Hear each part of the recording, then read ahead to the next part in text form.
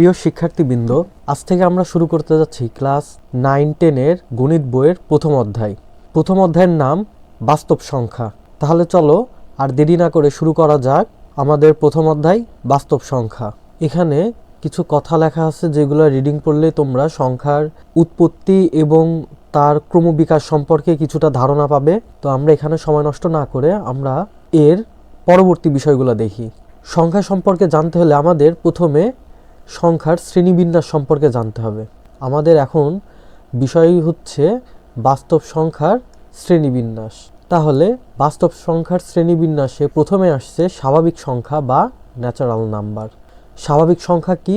1 থেকে শুরু করে সকল ধনাত্মক সংখ্যাগুলোই স্বাভাবিক সংখ্যার অন্তর্ভুক্ত।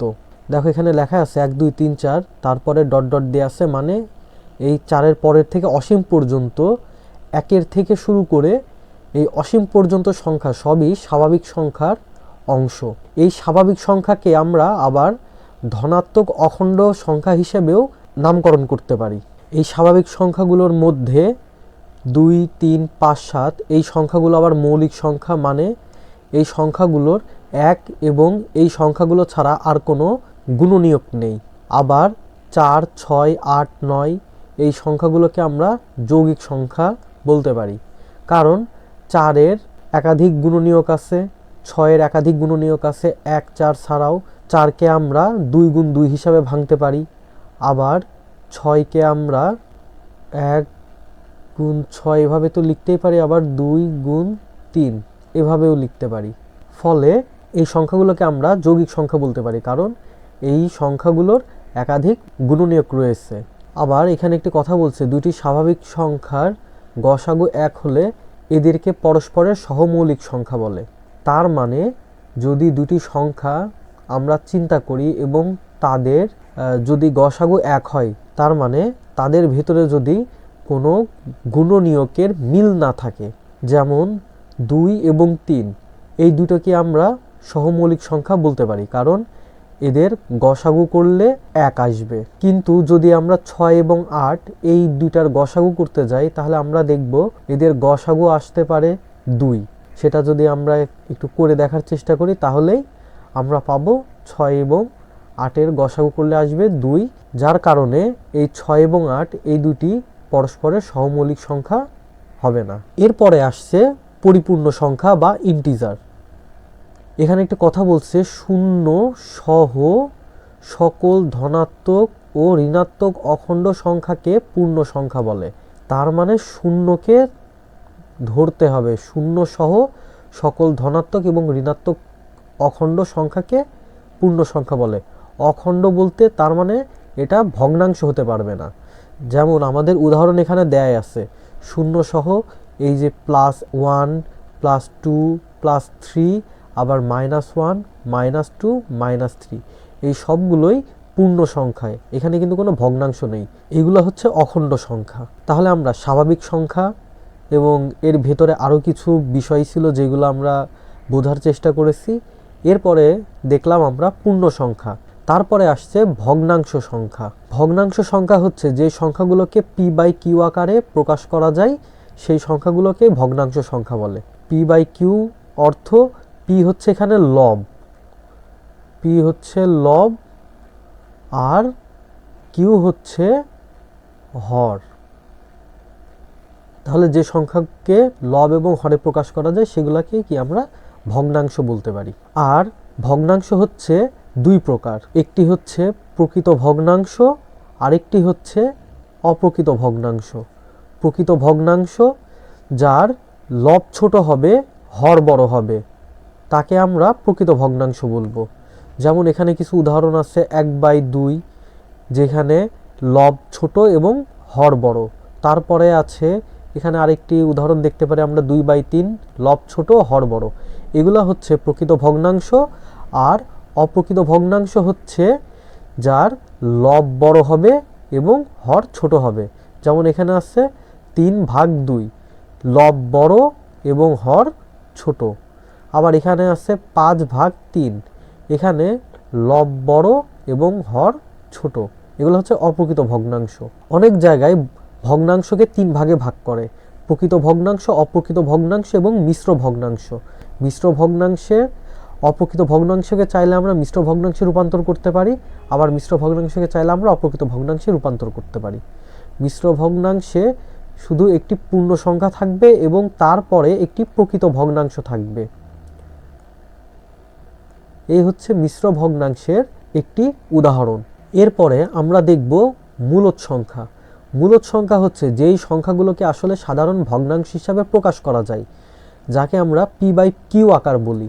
যে সংখ্যাগুলোকে আমরা p/q আকারে প্রকাশ করতে পারবো, মানে সাধারণ ভগ্নাংশ হিসাবে প্রকাশ করতে পারবো, তাদেরকে আমরা মূলদ সংখ্যা বলবো। যেহেতু একটি সাধারণ ভগ্নাংশের হর কখনো 0 হতে পারবে না, যদি 0 হয় তাহলে সেই ভগ্নাংশটা আসলে অসংজ্ঞায়িত হবে। তোমরা যদি ক্যালকুলেটরে কোনো সংখ্যা লিখে তাকে 0 দিয়ে ভাগ করো তাহলে দেখবে সেটা অসংজ্ঞায়িত আসছে, ম্যাথ এরর আসছে। এই জন্য এখানে লিখে দিয়েছে কিউ কখনো 0 হতে পারবে না, Q is not equal to 0। তার মানে হর কখনো মূলদ সংখ্যা হওয়ার জন্য এই যে হর কিউ আছে, এই হর কখনো 0 হতে পারবে না। আমরা জানি হরের সর্বনিম্ন মান হতে পারবে 1। যেমন এখানে দেখাচ্ছে একটি পূর্ণ সংখ্যা আছে 3, সেই সংখ্যাটাকে যদি আমরা p/q আকারে লিখি তাহলে 3 উপরে বসবে, লবে বসবে এবং হরে 1 বসছে। এখন দেখো যে কোনো মূলদ সংখ্যাকে দুটি সহমৌলিক সংখ্যার অনুপাত হিসাবেও লেখা যায়। তার মানে আমরা দেখলাম সহমৌলিক সংখ্যা কি কি, যে সংখ্যাগুলোর গসাগু আসবে 1, তার মানে সংখ্যাগুলোর কোনো সাধারণ গুণনীয়ক থাকবে না, তখন সেগুলোর গসাগু হবে 1। আর এখানে যেহেতু সংখ্যাগুলোর দুটির সহমৌলিক সংখ্যার অনুপাত হিসাবেও লেখা যায়, অর্থাৎ আমাদের সংখ্যাটা যদি বড় হয়, মনে করো উপরে আছে হচ্ছে 6 এবং তার নিচে আছে 8, তাহলে আমরা এটাকে কেটে ছোট করতে পারি। ছোট করলে তখন মান আসবে, আমরা যদি 2 দিয়ে কাটি তাহলে 6-এর জন্য এখানে বসবে 3 আর 8-এর জন্য এখানে বসবে 4। তাহলে দেখো এই যে 6/8 এটা তো আমরা p/q আকারে লিখলাম, এটা তো একটা পদ্ধতি তো গেল, কিন্তু একে আমরা লঘিষ্ঠকরণ করে আমরা চাইলে 3/4 এভাবেও লিখতে পারি। দেখো 3 এবং 4 এদের মধ্যে কিন্তু কোনো সাধারণ গুণনীয়ক নেই, ফলে 3 এবং 4-এর যদি আমরা গসাগু বের করি তার মান আসবে 1। আর যেহেতু এদের কোনো সাধারণ গুণনীয়ক নেই এবং গসাগু 1, ফলে এদেরকে আমরা সহমৌলিক সংখ্যা বলতেই পারি। আর মূলদ সংখ্যাকে দুটি সহমৌলিক সংখ্যার অনুপাত হিসাবেও লেখা যায়, এটা বলতে আসলে এটাই বোঝাচ্ছে যে সংখ্যাগুলো যদি আলাদা আলাদাও হয়, আমরা যখন এদেরকে লঘিষ্ঠকরণ করব তখন আসলে এটা সহমৌলিক সংখ্যা হয়েই যাবে। আর এখানে একটি কথা বলছে, সকল পূর্ণ সংখ্যা এবং ভগ্নাংশই মূলদ সংখ্যা। তাহলে আমরা বুঝতে পারছি সকল পূর্ণ সংখ্যা এগুলো তো অবশ্যই মূলদ সংখ্যা এবং ভগ্নাংশই মূলদ সংখ্যা, এবং ভগ্নাংশগুলোও কি মূলদ সংখ্যা হবে। তবে সেটি অবশ্যই সাধারণ ভগ্নাংশ হতে হবে, কারণ এর নিচে আছে অমূলদ সংখ্যা।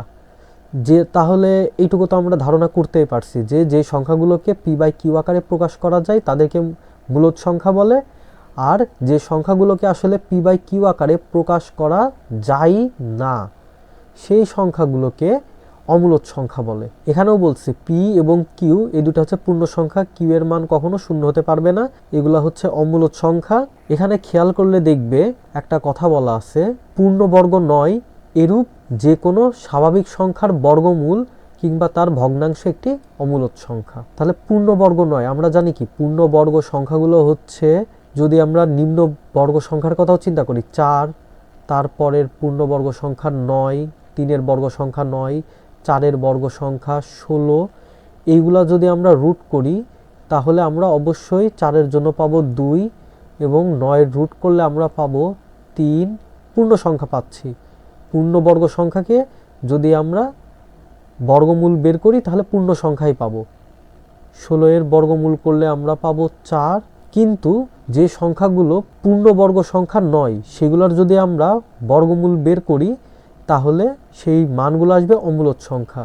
যেমন 2 তো একটি পূর্ণবর্গ সংখ্যা নয়, এটা একটি মৌলিক সংখ্যা। যদি এর আমরা বর্গমূল বের করি আমরা দেখব 1.414213 এই ধরনের মান আসছে এবং এখানে ডট ডট দিয়ে আছে, তার মানে কি মানগুলো এভাবে চলতে থাকবে। আবার √3 আছে, √3 এটাকে যদি আবার আমরা এর মান বের করি তাহলে 1.732 ডট ডট মান আসছে। তার মানে এই মানগুলোকে চাইলেই আমরা সাধারণ ভগ্নাংশে প্রকাশ করতে পারবো না, কারণ এর মানগুলাই একটু ভিন্ন। এগুলো দশমিক ভগ্নাংশ, তবে সাধারণ ভগ্নাংশে প্রকাশ করা যাবে না, এই জন্য এগুলো অমূলদ সংখ্যা। এখন আমরা দেখব দশমিক ভগ্নাংশ সংখ্যা। মূলদ সংখ্যা ও অমূলদ সংখ্যাকে দশমিক দিয়ে প্রকাশ করা হলে একে দশমিক ভগ্নাংশ বলা হয়। আমরা দেখলাম 3 তো একটি মূলদ সংখ্যা, তাহলে 3-এর পরে শূন্য দশমিক দিয়ে শূন্য লিখলেই কি এটি একটি দশমিক ভগ্নাংশ সংখ্যা হয়ে যাবে। 5/2 আছে, একে চাইলে আমরা যদি 5কে 2 দিয়ে ভাগ করি তাহলে 2.5 আসবে। দশমিক ভগ্নাংশ সম্পর্কে আমরা অনেক ছোট ক্লাসেই জেনেছি, এই জন্য আমার মনে হয় যে এই বিষয়টা নিয়ে এখানে খুব বেশি কথা না বললেও চলবে। তবে কিছু বিষয় দেখব, দশমিক বিন্দুর পর অঙ্ক সংখ্যা যদি সসীম হয়, মানে যদি নির্দিষ্ট সংখ্যক হয়, তাদেরকে আমরা সসীম দশমিক ভগ্নাংশ বলবো। যেমন 2.5, 2-এর পরে শুধু দশমিক দিয়ে একটি 5 আছে, তার মানে কি দশমিকের পরে নির্দিষ্ট সংখ্যা আছে, এটাকে আমরা সসীম দশমিক ভগ্নাংশ বলবো। আর যদি দশমিকের পরে সংখ্যা নির্দিষ্ট করে বলা না যায়, যেমন 10কে যদি আমরা 3 দিয়ে ভাগ দেই তাহলে 3.3333 এইভাবে আসতেই থাকবে। যদি আমরা ক্যালকুলেটরে দেখি তাহলে দেখব ক্যালকুলেটরের ডিসপ্লে যতটুকু সংখ্যা দেখাতে পারে পুরো সংখ্যাগুলাই এই 3 দেখাবে। এই ধরনের সংখ্যাগুলোকে আমরা বলবো অসীম, মানে দশমিকের পরে সংখ্যাটা নির্দিষ্ট নয়। এখানে কিছু উদাহরণ বলে দেওয়া আছে, সসীম দশমিক ভগ্নাংশের কিছু উদাহরণ আছে এবং অসীম দশমিক ভগ্নাংশের কিছু উদাহরণ এখানে দেয়া আছে। তবে আমাদের এই অধ্যায়ের সাথে সামঞ্জস্যপূর্ণ একটি টপিক হচ্ছে অসীম আবৃত দশমিক ভগ্নাংশ এবং অসীম অনাবৃত দশমিক ভগ্নাংশ। যদি এমন হয় যে কোনো সংখ্যাকে সাধারণ ভগ্নাংশ থেকে যদি আমরা দশমিক ভগ্নাংশে নিয়ে আসি, তখন এই যে দশমিকের পরে কোনো নির্দিষ্ট সংখ্যা বারবার পুনরাবৃত্তি হচ্ছে। যেমন যদি আমরা এখানে উদাহরণটা খেয়াল করি তাহলে 1-এর পরে 2 3 2 3 এভাবে ডট ডট দেয়া আছে, তার মানে কি এর পরেও 2 3 2 3 এগুলাই বসবে। যদি একই সংখ্যার এরকম পুনরাবৃত্তি হয় তাহলে আমরা সেখানে পৌনঃপুনিক বসাতে পারি, যে একই সংখ্যা এইভাবে বারবার লিখব না, আমরা উপরে এইভাবে একটি করে ফোঁটা দিয়ে বুঝিয়ে দেব আসলে এই সংখ্যার থেকে শুরু হচ্ছে এবং এই সংখ্যায় গিয়ে শেষ হচ্ছে। আমার পৌনঃপুনিকের আকারটা একটু ছোট হয়ে গেছে, আমরা একটু বড় করে দেই। এটা দিলে বুঝবো যে আমার এই পরের সংখ্যাগুলো না লিখলেও মানুষ দেখলেই বুঝতে পারবে যে এটা আসলে একটি অসীম দশমিক ভগ্নাংশ, সসীম নয়। আবার দেখো এখানে দেয়া আছে 5.1654, যেখানে 6-এর উপরে পৌনঃপুনিক আছে এবং 4-এর উপরে পৌনঃপুনিক আছে। এটা দ্বারা আসলে কি বোঝায়?